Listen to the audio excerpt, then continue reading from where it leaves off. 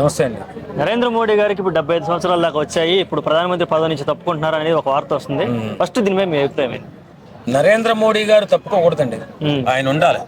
మన దేశానికి ప్రధానిగా ఆయన ఉన్నంతసేపు ఆయన ఉండాలని నేను కోరుకుంటాను.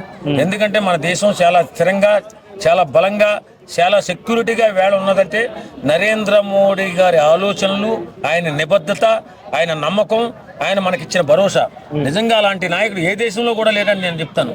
ఎందుకంటే అంత గొప్పగా మన ఇండియాని గొప్ప సెక్యూరిటీ దేశంగా ఆయన అందరూ కూడా ప్రజలందరూ కూడా సుఖశాంతులతో ఉండే విధంగా వ్యవస్థను తయారు చేసిన గొప్ప మహానుభావుడు మోడీ గారు.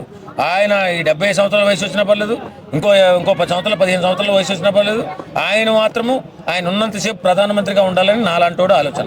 ఓకే, ఒకవేళ మోడీ గారు కాకపోతే నెక్స్ట్ ఎవరైతే సీఎంగా, అమిత్ షానా లేదంటే యోగి ఆదిత్యనాథ్ లేదంటే అదే పీఎంగా ఎవరైతే బాగుంటుందని మీరు అనుకుంటున్నారు? ఇప్పుడు యువకులంతా ఒకరిని కోరుకుంటున్నారు. ఇప్పుడు వేరెవరు చర్చలు వచ్చిన మా సందర్భంగా ఏం జరుగుతుందంటే, యువత అయితే యోగి గారే అంటున్నారు. తర్వాత ఇంకా చాలా మంది పెద్ద పెద్ద సీనియర్స్ ఉన్నారు. కానీ ఇంత తొందర ఏమొచ్చింది? ఈయన పర్ఫెక్ట్లు ఉన్నారు కదా మోడీ గారు. ఆయన గురించి ఆలోచించాలి. ఇలా వేరే ఆలోచన చేస్తే కష్టం. ఎందుకంటే మన దేశం చాలా సుభిక్షంగా, చాలా సెక్యూరిటీగా ఉంది వేళ.